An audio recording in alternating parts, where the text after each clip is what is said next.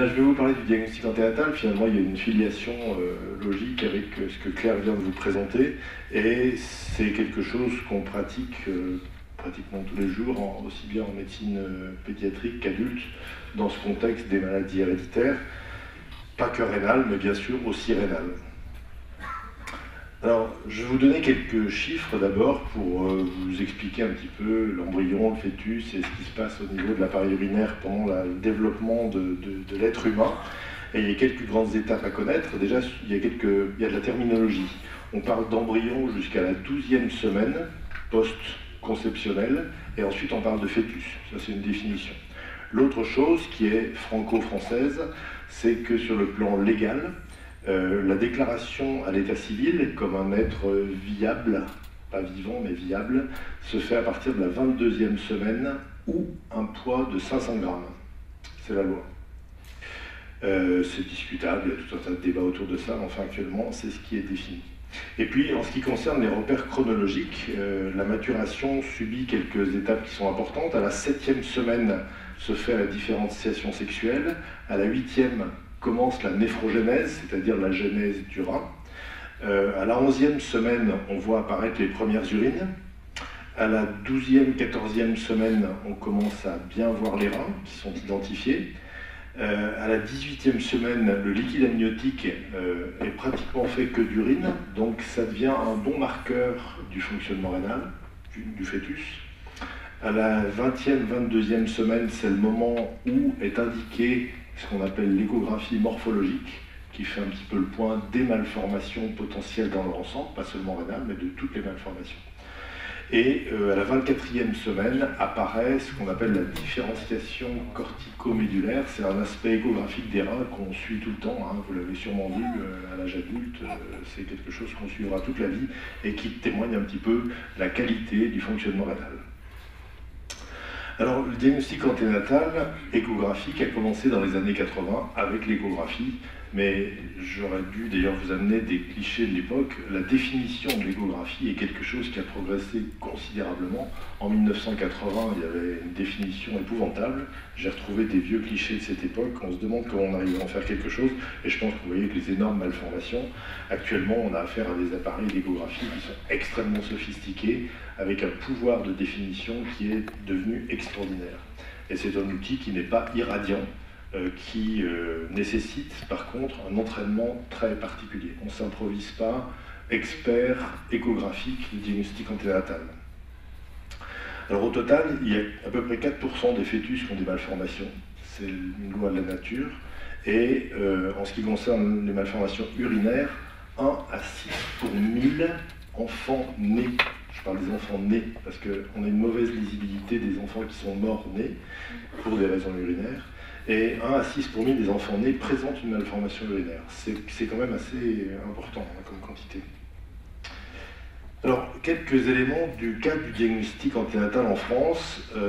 Fort heureusement, la quasi-totalité des grossesses sont suivies. Je dis bien la quasi, parce qu'elles ne le sont pas toutes, et il y a beaucoup de pays où elles ne le sont pas, ce qui pose des problèmes éthiques. Il y a deux principales circonstances pour parler de diagnostic anténatal. Soit l'échographie identifie une malformation, il n'y avait pas d'histoire familiale et l'échographie trouve quelque chose qui ne va pas, soit au contraire, on a une histoire familiale d'une maladie rénale génétique, comme toutes celles dont Claire vient de vous parler, et ça va déboucher sur du diagnostic prénatal orienté en fonction de ce qu'on appelle le cas index, c'est-à-dire le cas index, c'est celui qui est malade. Celui qui est malade, il a une mutation qu'on a identifiée, c'est cette mutation qu'on va pouvoir rechercher sur le fœtus. Alors tout ça est organisé de manière réglementaire. Là aussi, il y a une loi autour du diagnostic prénatal, et la loi a imposé la création de centres experts qu'on appelle des CPDPN, et c'est des centres pluridisciplinaires de diagnostic prénatal, où il y a évidemment en première ligne l'obstétricien et ou l'échographiste spécialisé. Ça dépend un petit peu des équipes, tout le monde ne travaille pas pareil. Ensuite, il y a toujours une discussion qui est faite au sein d'une équipe. C'est d'ailleurs très souvent l'objet d'utiliser la télémédecine. Et il y a dans ce cas-là des généticiens, des spécialistes d'organes, donc c'est là que nous on intervient, des psychologues, des néonatologues, voilà, tout un tas d'experts autour de cette mission. Et la mission, c'est d'expertiser et de se mettre d'accord sur les critères de gravité qui découlent du diagnostic prénatal, et notamment du côté incurable de l'anomalie et du délai dans lequel c'est incurable. Et notamment, on fait une très grande différence entre les maladies incurables qui vont mettre en jeu le pronostic vital dès la naissance, dans les jours qui suivent la naissance, et les maladies comme la polykystose dominante qui mettront peut-être le pronostic vital en jeu, mais à 65 ans. On ne peut pas comparer les deux entités. Et puis, pour terminer, dans le cadre de ce diagnostic anténatal, le diagnostic anténatal, grossièrement, a surtout de l'intérêt, et c'est pour ça qu'il a été développé, lorsqu'il débouche sur une attitude anténatale, c'est-à-dire qu'il conduit à une décision d'interrompre ou non la grossesse. Il y a d'autres aspects de la psychologie et vous y êtes tous sensibilisés, mais la vraie réalité de ce diagnostic prénatal, c'était autorise-t-il ou pas à proposer une interruption de grossesse. Dans ces cas-là, il y a une terminologie qu'il faut respecter. On appelle ça une interruption médicale de grossesse. Parfois on parle d'interruption thérapeutique de grossesse, je n'aime pas beaucoup ce terme, c'est une interruption médicale de grossesse qui est toujours en milieu spécialisé, qui est possible en France jusqu'au terme. On est un des seuls pays où l'interruption médicale de grossesse est possible du diagnostic prénatal jusqu'au terme. Ça pose des problèmes psychologiques, organisationnels, éthiques, mais c'est possible. Et ça débouche toujours, ça doit déboucher sur un examen fœtopathologique, en gros c'est une autopsie du fœtus, et une conservation de l'ADN pour des études ultérieures, quand les connaissances ADN au jour de l'interruption ne permettent pas de répondre à toutes les questions. Alors, on parle ensuite de syndromologie fœtale. Alors, vous savez que les médecins adorent les mots compliqués. La syndromologie, c'est l'étude des syndromes, et les syndromes, c'est un ensemble de symptômes qui permettent de définir un cadre, une maladie. On a parlé du syndrome d'Alport. Le syndrome d'Alport, il a été appelé syndrome. Maintenant, on sait qu'il y a des mutations précises. Mais à l'époque où M. Alport l'a décrite, c'était en 1927, il y avait la surdité, l'hématurie, les atteintes oculaires, c'était un ensemble de symptômes. Et donc on essaye de définir aussi une syndromologie fœtale, c'est-à-dire un ensemble de symptômes fœtales, et notamment si on parle du syndrome d'insuffisance rénale fœtale, vous allez maintenant mieux me comprendre, c'est quand on a à la fois des anomalies du développement rénal, pas assez de liquide amniotique, et puis par exemple une insuffisance de croissance du fœtus par rapport au terme. Et bien sûr, la présentation d'une maladie in utero va être parfois complètement différente de ce qu'elle sera chez l'enfant. Je prends un exemple, la polykystose, encore une fois. La polykystose peut passer par plusieurs phases. C'est très intéressant et très curieux. Par exemple, on aura des moments de la grossesse où on va avoir une néphromégalie, 2 gros reins bilatéraux chez le fœtus, et puis cette néphromégalie va disparaître. Au moment du terme, aspect normal des reins. À la naissance, aspect normal des reins. Pendant les 2-3 premières années de vie, aspect normal des reins. Après, ils vont grossir un petit peu. Après, vont réapparaître des kystes. Et on a l'impression qu'il y a, alors c'est pas dans tous les cas comme ça, mais c'est une séquence qu'on peut parfaitement observer. Alors tout ça, bien sûr, vous en doutez, pose pas mal de problèmes éthiques, et je ne vais pas débattre d'éthique maintenant. Vous pourrez en parler autour d'une tasse de café tout à l'heure, mais ça s'inscrit dans une société avec ses cultures et avec ses lois. D'ailleurs, normalement, l'éthique est totalement indépendante des lois. C'est l'avantage de l'éthique, c'est qu'elle peut s'affranchir des lois. Elle doit même parfois s'affranchir des lois, et il y a parfois des divergences entre les deux. Mais en tout cas, dans ce cadre-là, la réflexion est aidée par les comités éthiques, non pas les comités d'éthique. Mais dans chaque cas particulier, c'est toujours un débat intime qui va clore la discussion entre les parents et l'équipe médicale. Ensuite, vous verrez, je vous en reparlerai après, c'est jamais aux parents à décider. C'est trop culpabilisant, c'est trop lourd, c'est trop pesant, mais la discussion doit permettre un espèce de circuit où l'influx des parents va agir sur le raisonnement du médecin, et le raisonnement va ensuite faire en sorte que la décision sera médicale, mais toujours supportée par l'ensemble de la décision, incluant les parents.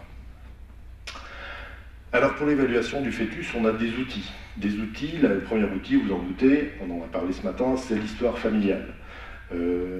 L'histoire familiale, ça va aussi inclure parfois, selon la pathologie, l'âge maternel, l'existence ou non d'une affection génétique. Ensuite, le plus simple, c'est l'imagerie. Je vous ai parlé de l'échographie, extrêmement performante. Parfois, on fera aussi des IRM, pas tellement dans les problèmes urologiques ou rénaux, c'est plutôt dans les maladies du système nerveux central ou dans des maladies musculo-squelettiques, mais pas tellement en néphrologie. Ensuite, il y a la biochimie. La biochimie nous a fait beaucoup rêver, à savoir qu'on a fait des dosages dans le liquide amniotique, c'est assez facile techniquement. On a fait des dosages dans le sang maternel, c'est facile aussi.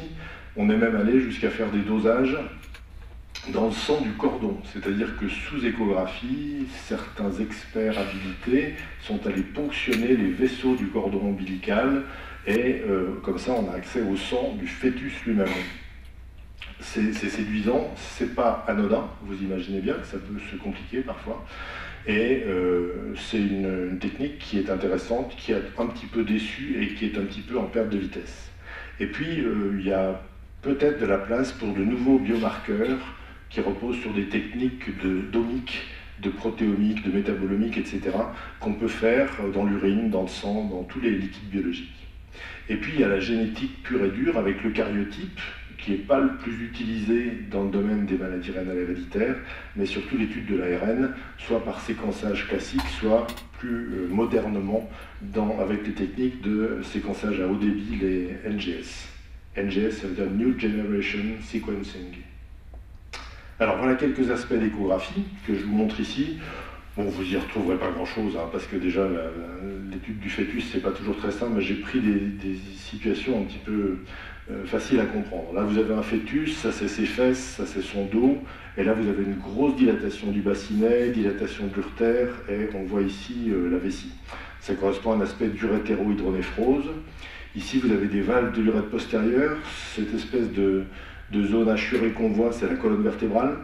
Et puis là, vous avez une vessie qui est énorme, et puis un urètre ici qui est énorme, et c'est des valves de l'urètre postérieur. Ici, vous avez deux gros reins, deux énormes reins hyperéchogènes, parce que ce que vous voyez là, c'est les reins, voilà, les deux reins, et vous voyez que la cavité abdominale s'arrête ici, pour ce côté, et ici pour ce côté, et en fait, les reins occupent absolument toute la cavité abdominale. C'est une polykystose récessive, dans une forme majeure d'un enfant qui est décédé in utero. Et puis ça, c'est un aspect de dysplasie multikystique. Vous avez ici un gros rein, et puis vous avez des énormes kystes. La dysplasie multikystique, c'est pas une polykystose, ça n'a rien à voir, c'est une maladie où il y a des kystes. C'est dans l'immense majorité des cas unilatéral, c'est une atteinte d'un seul rein, et dans l'immense majorité des cas, l'autre rein est normal, et du coup, on se retrouve en situation de rein unique. Alors, comment on peut faire ce diagnostic prénatal? Déjà, de manière un peu grossière, vous savez, on le vend bien, le diagnostic anténatal, j'ai envie de dire, parce qu'on dit qu'on peut le faire par voie basse, par le vagin, par voie vaginale, faire des prélèvements au bon moment par voie vaginale. En fait, oui, ça c'est vrai, mais en pratique, c'est uniquement dans 3% des cas. Dans 97% des cas, toutes les techniques sont à travers la paroi abdominale de la maman. Alors qu'est-ce qu'on peut faire? On peut faire, vous voyez, je vous ai montré le fœtus, ça c'est donc le placenta que vous voyez ici, le cordon ombilical, le fœtus qui est ici, le liquide amniotique qui est ici. Alors on peut faire des ponctions de liquide amniotique, PLA, ponction de liquide amniotique qu'on peut faire après, techniquement, après la 14e semaine de grossesse. Il y a un risque de fausse couche, toujours, de 0,5 à 1%. C'est énorme, hein, 0,5 à 1%. On peut faire aussi des prélèvements de villosité coriale, c'est-à-dire des prélèvements d'un petit bout de placenta, et ça, c'est quand même ce qui est le plus performant actuellement. D'abord, c'est ce qui amène le matériel le plus facile à utiliser, et en plus, c'est ce qui peut se faire le plus tôt. On peut le faire dès la 11e à 15e semaine de grossesse. Risque de fausse couche, 0,5 à 1%. On peut faire aussi des ponctions de sang fœtal. Donc là, seulement certaines personnes sont habilitées à faire ça. Il faut aller prélever, bien viser, et prélever le sang du cordon. On ne peut le faire que relativement tardivement, et 1 à 6% de risque de fausse couche. Donc vous voyez que ça augmente pas mal. Et puis on peut faire des prélèvements de villosité coriale, ce que je vous ai dit jusque-là, par voie basse. C'est ce qui est le côté un peu séduisant, mais malheureusement, on peut le faire toujours très tôt. Il n'y a pas plus de risque de fausse couche, mais c'est fait pour des raisons techniques uniquement dans 3% des cas. Donc vous voyez qu'il y a tout un tas d'abords possibles du fœtus et que tous ces examens vont nous apporter les renseignements attendus. Alors, après, la grosse question, c'est qu'est-ce qui relève ou qu'est-ce qui ne relève pas de ce diagnostic prénatal? Alors, les listes sont compliquées, vous savez qu'on est dans un domaine de maladies rares et que je ne pouvais pas toutes les lister, mais juste pour vous donner quelques exemples, les situations où le diagnostic anténatal nous paraît, je dis bien nous paraît, la communauté, hein, pas moi et mes copains, justifier dans certains cas l'hyperoxalurie primitive de type 1, qui est une maladie très grave, la cystinose, qui est une maladie très grave, le syndrome néphrotique finlandais, la dysgénésie tubulaire, c'est une maladie rare mais qui aboutit à une non-fonction rénale. La maladie de Lesch-Nyhan, c'est une maladie métabolique qui est associée à des gros troubles neurologiques et c'est surtout pour les troubles neurologiques qu'on propose l'interruption de grossesse. Les formes sévères de ciliopathie. Les ciliopathies, c'est un ensemble de maladies dont vous avez sûrement déjà entendu parler, qui regroupent notamment les polykystoses, mais aussi d'autres maladies qui peuvent déboucher sur des interruptions de grossesse en fonction du type de maladie. Puis il y a des situations où c'est discutable. Et le discutable, il veut dire qu'il faut discuter. C'est-à-dire que bien souvent, la demande, même si elle ne rentre pas dans le cadre réglementaire habituel du diagnostic prénatal, doit tenir compte du vécu familial. Un syndrome d'Alport pour lequel dans une famille il y a eu un cas avec une bonne évolution, avec une transplantation dans de bonnes conditions à 48 ans, avec une bonne survie du greffon, avec tout qui va bien, c'est pas du tout la même chose que quand il y a eu un décès à l'âge de 23 ans. Donc le vécu de la famille, la demande de la famille sera totalement différente. Donc la colonne de droite, même si elle n'est pas toujours médicalement et juridiquement justifiée, elle est discutable. C'est important. Donc dans cette liste, j'ai mis le syndrome d'Alport, j'ai mis la néphronophtise, je dirais plutôt les néphronophthises, certains syndromes hémolytiques et urémiques atypiques, l'acidose tubulaire avec surdité, pour lequel c'est pas l'acidose qui est gênante, c'est la surdité. Les surdités congénitales neurogènes sont extrêmement difficilement acceptées. Pareil pour les syndromes de Bartter avec surdité. Certaines mutations qui correspondent à des anomalies du développement rénal peuvent aussi justifier ça. Alors, l'évaluation fétale a ses limites. Vraiment, ça c'est important. D'abord, il y a la disponibilité des outils qu'on pourra avoir sur le fœtus en fonction du terme où on se situe. Et bien souvent, pour faire, vous le comprendrez bien, pour faire un diagnostic, pour faire un pronostic sur un fœtus, il faut souvent deux moments, deux éléments, au moins. C'est-à-dire que quand je vous disais qu'on peut prélever du sang fœtal à partir de la 15e semaine, par exemple, ce sang fœtal, il faudra pouvoir le comparer à ce qui se passe un peu plus tard. Donc souvent, quand on fait une ponction, quel que soit l'endroit où on ponctionne, il en faudra souvent une deuxième, parce qu'une ponction, c'est une donnée transversale qui apporte des éléments, mais qui peuvent être complètement évolutifs, dans le bon ou dans le mauvais sens. On a eu des histoires où une situation était extrêmement pathologique à un moment donné de la grossesse, qui s'est améliorée en fin de grossesse. Je raconte une anecdote. Aux environs de Noël l'an passé, je vois une maman qui était enceinte, qui m'était adressée pour un deuxième avis parce qu'une indication d'interruption médicale de grossesse avait été proposée pour des valves d'urètre postérieures. Et les valves d'urètre postérieures, on sait que c'est quelque chose qui peut évoluer dans le temps. Donc il avait été vu dans un CHU pour ce genre de choses. Les critères d'indication d'interruption étaient absolument respectables. Il se trouve que je l'ai vu 15 jours après la dernière évaluation. L'évaluation que j'ai faite moi, elle n'est pas du tout dans ce sens-là. On se rapprochait du terme. On a beaucoup discuté, je l'ai réévalué, j'avais encore un petit peu de temps, 15 jours plus tard, ça continue à évoluer dans le bon sens. On est revenu complètement en l'espace d'un mois sur une indication d'interruption médicale de grossesse. Vous imaginez le cheminement pour les parents, c'est un peu difficile. Hein, on se met dans la tête d'une interruption, puis un mois plus tard on la fait plus, donc c'est parfois un peu difficile. Et puis cet enfant est né, il va bien. Là maintenant on a presque un an de recul bientôt, il a une créatininémie qui était autour de 60 micromoles par litre, et tout va bien. Mais c'est pour vous montrer à quel point certaines situations peuvent être difficiles. Alors ça débouche bien sûr sur la notion de handicap et de la perception du handicap. Vous savez que la société est très très ambivalente vis-à-vis du handicap. Les sociétés sont très ambivalentes vis-à-vis du handicap et que le degré de ce handicap va dépendre de la malformation et de la projection qu'on se fait de la malformation et des conséquences. Et souvent c'est culturel, c'est familial comme approche et ça a un côté complètement subjectif. Certaines conditions acceptent par excès le handicap, d'autres le rejettent tout autant par excès. À cela s'ajoutent des notions personnelles ou culturelles de malédiction et de fatalité qui font accepter à divers degrés le problème. Et puis l'investissement est très influencé par l'environnement culturel et économique aussi, c'est évident. Le handicap a gagné en droit après la naissance, c'est sûr, on parle beaucoup de celui-là, on n'en parle pas trop avant. La notion de handicap fœtal, c'est quelque chose qu'on a du mal à définir, mais qui est bien une réalité. Et puis, bien sûr, il y a de grandes différences objectives et subjectives dans l'appréciation de la gravité et de l'incurabilité, parce que l'incurabilité, par définition, elle évolue avec les techniques. Donc ce qui était incurable il y a quelque temps peut ne plus l'être. Et notamment, le problème qui se rencontre souvent en pédiatrie, c'est quid des insuffisances rénales terminales chez les nouveau-nés.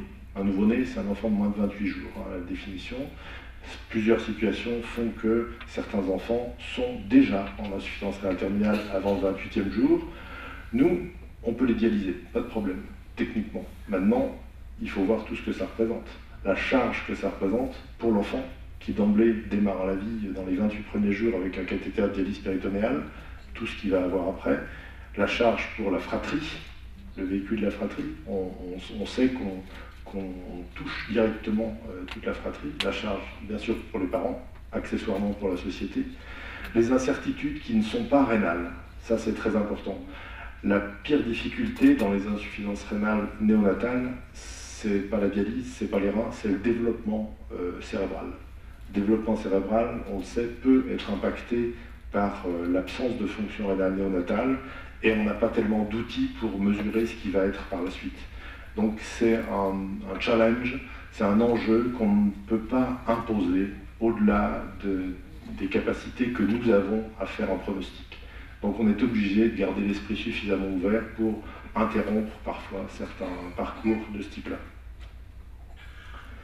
Alors le handicap en néphro-urologie, il a un avantage, c'est que souvent ça ne se voit pas. C'est-à-dire que beaucoup d'anomalies et de malformations, notamment de maladies rénales, il faut reconnaître que souvent ça ne se voit pas, et c'est un avantage par rapport à des malformations visibles de l'extérieur, socialement parlant. Et même dans le regard que portent les parents sur leur enfant, c'est pas pareil d'avoir une malformation interne et d'avoir une malformation externe. Donc le vécu est très différent. Les répercussions de l'insuffisance rénale chronique et terminale, je viens de vous en parler, il y a des répercussions neurologiques chez les tout petits enfants, la qualité de vie, vous le savez, les problèmes nutritionnels, de croissance, les problèmes osseux, on sait que ça va arriver chez les petits enfants, donc c'est toujours un vrai souci, la qualité de vie de l'enfant, de sa fratrie, de la famille, et puis les perspectives d'insertion qui sont souvent difficiles. On sait aussi que tout ce qui est malformatif va déboucher sur des interventions chirurgicales, souvent, des interventions répétées, non seulement sur l'appareil urinaire, mais aussi tout ce que vous avez tous connu, c'est-à-dire les fistules, la transplantation, etc.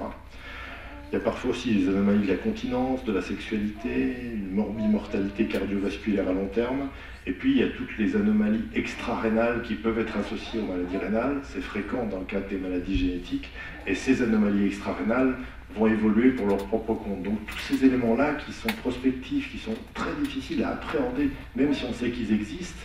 Quand je vous parlais de cette atteinte du système nerveux, ces anomalies du système nerveux, du développement cérébral, c'est un souci épouvantable pour nous, mais on est absolument incapable de l'appréhender. On n'a pas d'outils pour ça. On sait comment optimiser en théorie, mais malheureusement, le résultat n'est pas toujours celui qu'on attend. Alors, il y a aussi des aspects culturels dans tout ça pour le diagnostic anténatal. La place du fœtus dans la société, même si on en parle beaucoup, elle n'est pas si bonne que ça, hein, ça ne préoccupe pas grand monde. La question importante, c'est de savoir si le diagnostic anténatal est utile à l'enfant à venir ou aux parents.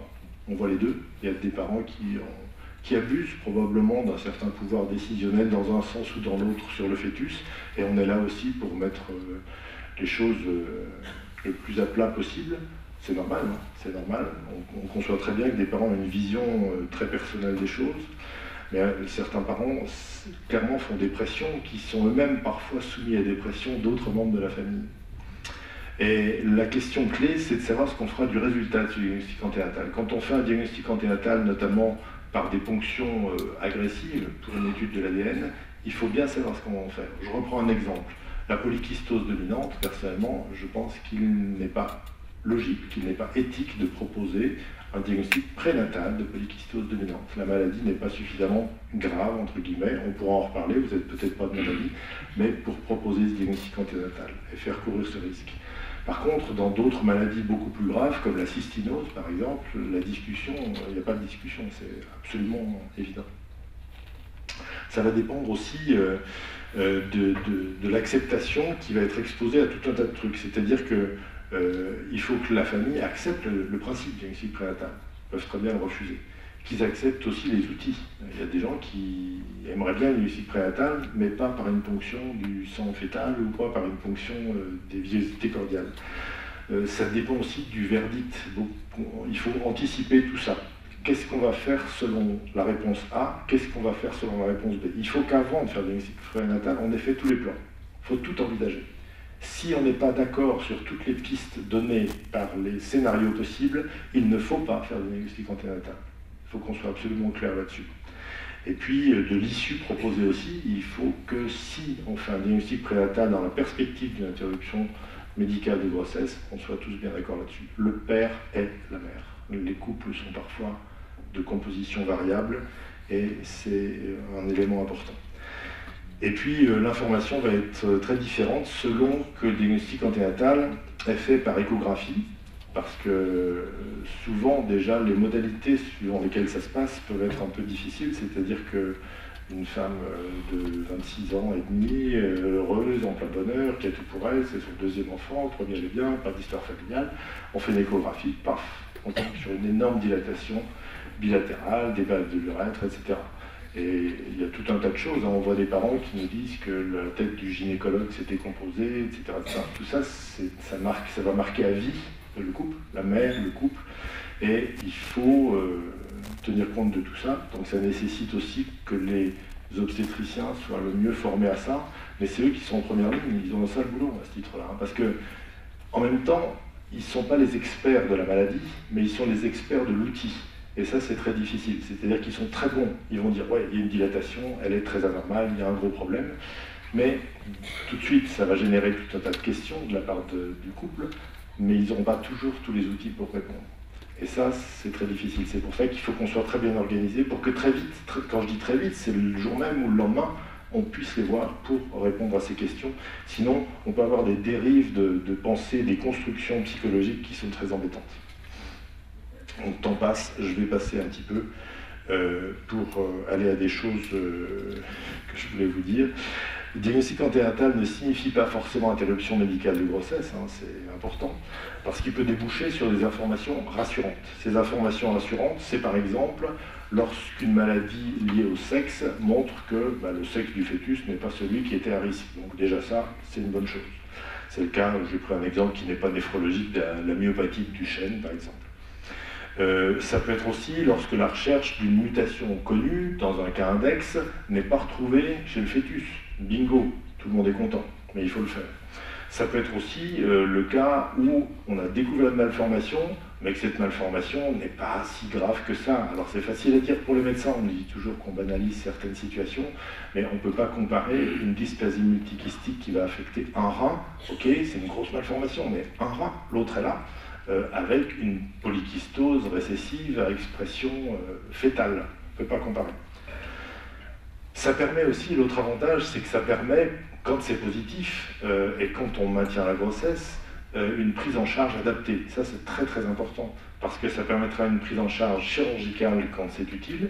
Les valves de l'urètre postérieure, par exemple, c'est la seule urgence urologique néonatale. Il faut faire quelque chose dans les 48 heures, donc c'est important d'être prêt, que les parents soient prêts aussi.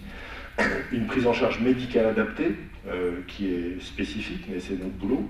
Et puis de discuter de l'avenir. Et il nous arrive assez souvent d'avoir des enfants qui ont une malformation dont on sait qu'elle ne va pas mettre en jeu le pronostic vital du bébé à la naissance, mais on sait que vers l'âge de 14 ans, il y aura une insuffisance rénale.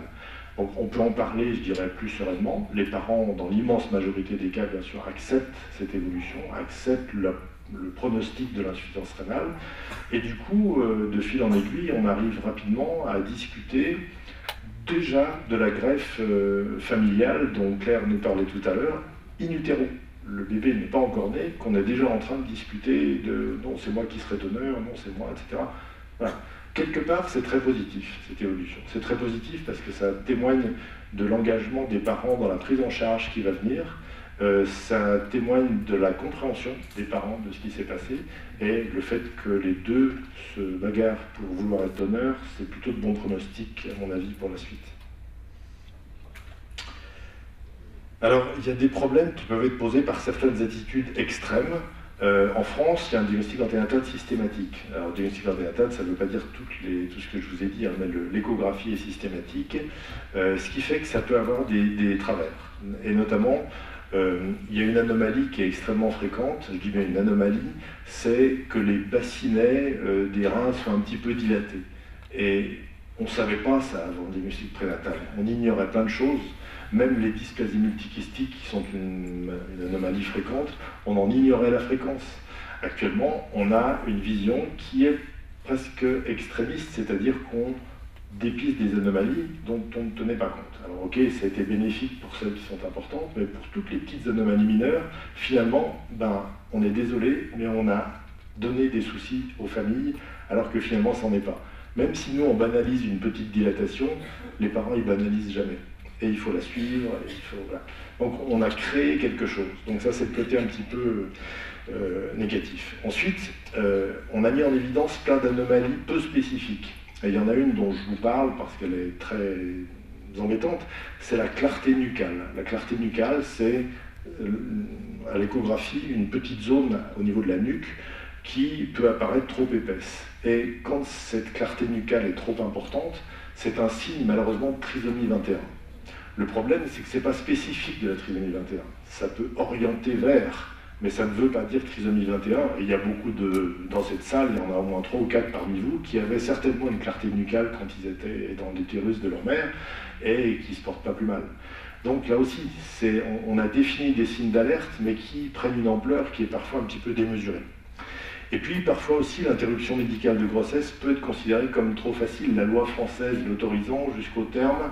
Il y a des parents qui flirtent avec certaines idées un peu eugéniques et qui veulent absolument un enfant absolument nickel, et que l'indication peut des fois dériver un petit peu, et on voit ça notamment dans le corps médical. Le corps médical, c'est qu'on peut avoir une interruption médicale de grossesse, il suffit de discuter, parfois, un peu, beaucoup, et moi je suis rentré en conflit des fois avec des confrères qui voulaient interrompre des grossesses pour lesquelles, très honnêtement, en tant que spécialiste, on ne pouvait pas partager ce point de vue. Et puis il y a des pays, il faut que vous le sachiez, où le diagnostic anténatal n'existe pas ou presque pas, soit pour des raisons économiques, soit pour des raisons légales, législatives plutôt, ou culturelles. Et dans ce cas-là, malheureusement, ça peut déboucher sur des enfants non viables, sur l'absence totale de prise en charge alors qu'il aurait fallu en faire une et qu'elle aurait pu être très bénéfique, et puis sur l'absence totale de préparation psychologique et pronostique. Donc pour conclure, je pense que c'est mieux d'avoir un diagnostic anténatal, que le système français n'est pas si mal que ça, qu'on a été copié par d'autres pays, notamment en Europe, mais que la situation parfaite n'existe pas. Alors, je vous ai dit beaucoup de choses, mais finalement il reste bien plus de questions que de réponses. Le statut social du fœtus est-il universel?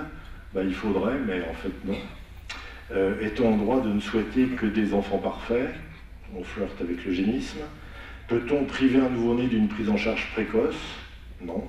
Mais certains vous diront oui, que ça peut être une solution à des problèmes qu'on n'a pas réglés en anténatal. Doit-on imposer de naître à un enfant non viable? C'est une situation qui est encore fréquente en France. Est-il éthique de donner priorité à la loi ou à la religion? C'est un peu provocateur comme question, mais la réponse, à mon avis, est non. Jean Frézal avait dit quelque chose de très bien, c'est la simplification excessive, la prise de conscience insuffisante de complexité biologique et la confiance aveugle dans le pouvoir des technologies sont les péchés capitaux de l'eugénisme. Jean Frézal est un généticien de Paris.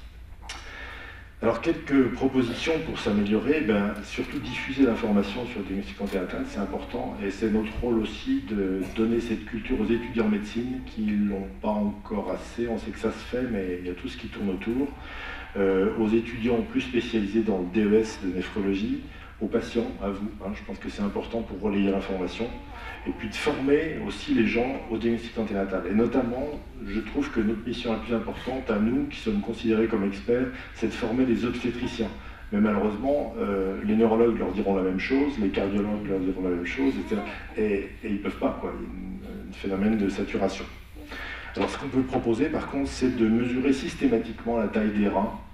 Ça n'est pas obligatoire, mais ça devrait l'être. Pour dépister précocement ce qu'on appelle les hypoplasies rénales bilatérales, qui sont un gros pourvoyeur d'insuffisance rénale chronique de l'enfant. C'est des reins trop petits, et il suffit de les mesurer. Mais voilà, c'est malheureusement pas toujours fait. D'améliorer le suivi psychologique après interruption médicale de grossesse, parce qu'on voit encore des séquelles, j'ai envie de dire, qui sont liées à cette insuffisance, et mieux définir la place du diagnostic préimplantatoire. Vous savez, le diagnostic préimplantatoire, c'est quand on peut faire un diagnostic avant l'implantation de l'œuf. C'est une technique qui a fait couler beaucoup d'hommes parce que c'est très médiatique. Le problème, c'est que le taux de réussite actuel des grossesses après le diagnostic préimplantatoire est très bas. Il est entre 15 et 20%. Donc voilà, c'est une technique qui a fait pas mal rêver, qui s'améliorera peut-être, mais qui reste encore très insuffisante par rapport à vos attentes. Et je vous remercie.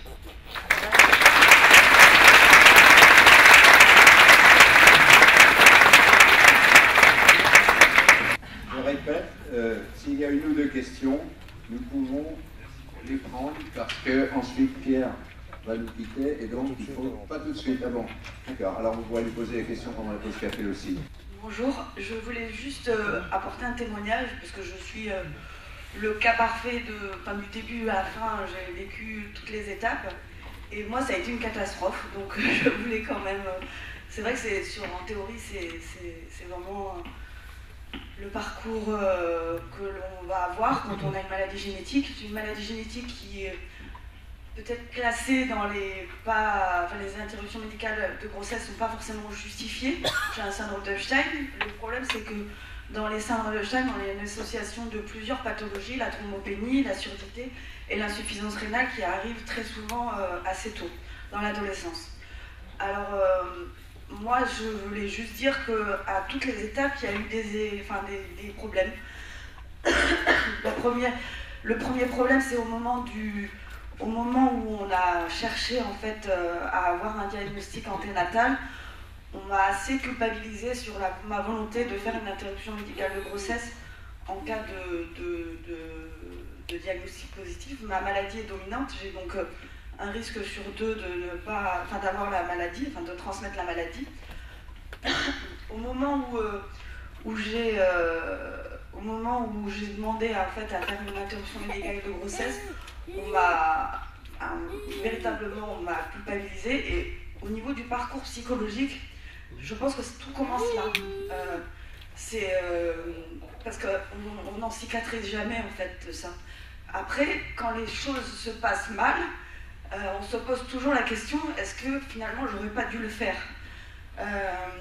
Pour vous expliquer, on aurait pu faire effectivement une biopsie du trophoblast, mais ayant des problèmes de coagulation, c'était impossible. On a donc c'est pareil que la ponction de villosité cordiale. Ouais. On a fait au final une ponction du liquide amniotique qui ne pouvait se faire qu'à 16 semaines. Le temps d'avoir les résultats du diagnostic génétique, il s'est écoulé beaucoup de semaines. Ce sont des semaines qui sont vraiment très difficiles à vivre psychologiquement. Pour avoir les réponses, les généticiens n'ont pas été très psychologues non plus. Bon, ceci dit, ils ne sont pas formés pour annoncer ce genre de choses, mais c'est vrai que ça a été... j'ai eu des échanges assez difficiles. La deuxième chose, c'est qu'on m'a fait effectivement l'interruption médicale de grossesse qui s'est très très mal passée. J'ai fait une rétention placentaire pendant 7 mois. Donc 7 mois d'infection, parce qu'étant greffé, on a un traitement immunosuppresseur.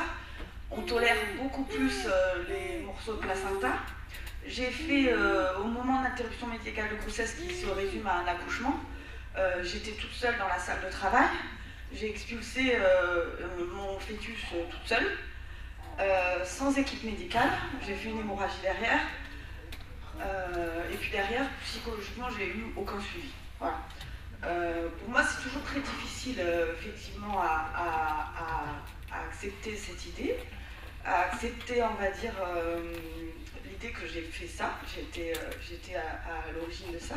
Et surtout derrière, en ayant 7 mois de rétention placentaire, au niveau immunitaire, j'ai développé du coup des anticorps et des anticorps contre mon greffon. Donc je suis en rejet chronique actuellement. Voilà. Donc c'est pour vous dire que c'est un échec sur toute la ligne.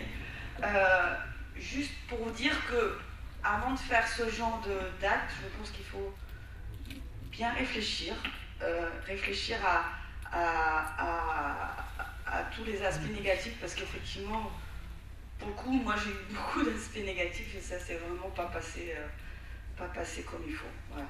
Alors des questions, j'en ai pas, parce que je pense que si c'était à refaire, il y a plein de choses que je referais différemment.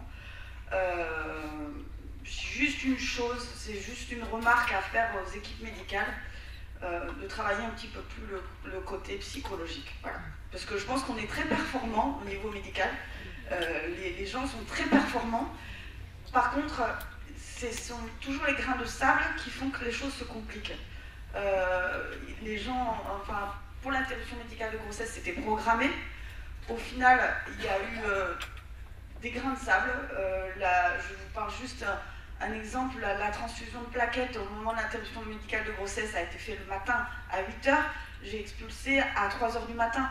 Donc forcément, enfin, je ne suis pas sûre, mais je pense que mes plaquettes n'étaient plus dans mon sang, ou en tous les cas avaient peut-être disparu. Et donc pour ça aussi j'ai fait une hémorragie. Mais pourquoi ça a tant tardé ? Parce que les équipes médicales n'étaient pas prêtes, parce qu'ils étaient débordés, parce que c'est le fonctionnement de l'hôpital qui ne va pas. Voilà.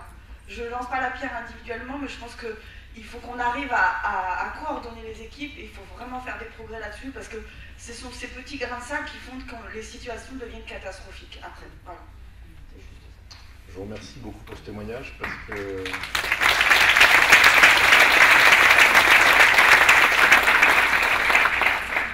c'est du vécu et je pense qu'il faut savoir aussi être politiquement incorrect. Et moi j'ai envie de dire que vous aviez parfaitement raison de demander le diagnostic prénatal. Pas forcément qu'il soit accepté, mais le fait de le souhaiter, de le vouloir, de rencontrer les interlocuteurs qu'il fallait pour décider du bien fondé, vous suivre, pas vous suivre, vous accompagner, argumenter, il fallait le faire. Et là où je suis politiquement incorrect, c'est qu'a priori vous êtes tombé sur pas mal, peut-être de malchance, mais aussi d'incompétence ou de compétences insuffisantes. Il faut oser le dire aussi, c'est pas déontologique ce que je fais, mais tel que vous le racontez, il y a manifestement des problèmes de compétences. Et c'est un petit peu aussi ce que j'ai voulu dire à la fin, c'est qu'il faut qu'il y ait une amélioration dans ce sens-là, parce que le diagnostic prénatal, c'est un outil potentiellement génial, mais il faut savoir l'utiliser. Et c'est extrêmement difficile. Moi, j'ai un petit peu d'années dans le métier et j'ai toujours l'impression de découvrir le diagnostic prénatal chaque fois que je suis confronté à un diagnostic prénatal. C'est très difficile. Ça demande beaucoup d'expérience personnelle, ça demande un réseau qui fonctionne absolument comme une horloge et c'est toujours une urgence. Et l'urgence psychologique, elle existe dans ce domaine-là. Je pense qu'il y a des étapes que vous avez franchies pour lesquelles vous auriez dû être vu tout de suite, et non pas un peu plus tard. Il y a beaucoup de choses que vous auriez mieux compris, mieux acceptées, et même sur le plan technique, j'ai envie de dire, vous avez quand même été exposé à des risques que vous n'auriez pas dû avoir.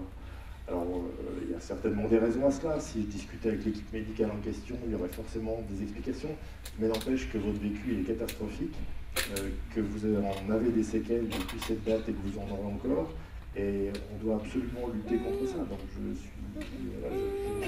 je ne peux vous donner raison dans votre démarche, parce que vous n'êtes pas médecin, vous n'êtes pas spécialiste, donc vous étiez parfaitement en droit de demander ce diagnostic prénatal. Il ne faut pas vous en vouloir pour ça, j'en suis certain. Et même si c'était, c'est quand même une maladie relativement grave, hein, même si c'était une maladie encore moins grave, ben vous auriez eu raison de demander un diagnostic prénatal, puis après on voit ce qu'on en fait. Mais votre attitude est irréprochable. Ce qui est critiquable, c'est ce qui s'est passé après. J'ai un petit peu honte d'entendre ça, il faut reconnaître. Je pense que mes collègues dans la salle ont un petit peu honte d'être médecin quand on entend ce que vous avez vécu. Alors il y a aussi des histoires d'organisation, hein, vous l'avez dit d'ailleurs, il n'y a pas que le côté médical, l'organisation, mais voilà, donc c'est comme ça. Malheureusement, on entend très souvent parler de ça, très souvent on se cache derrière du politiquement correct. Ben, je ne le fais pas et regrette terriblement ce qui vous est arrivé, c'est clair.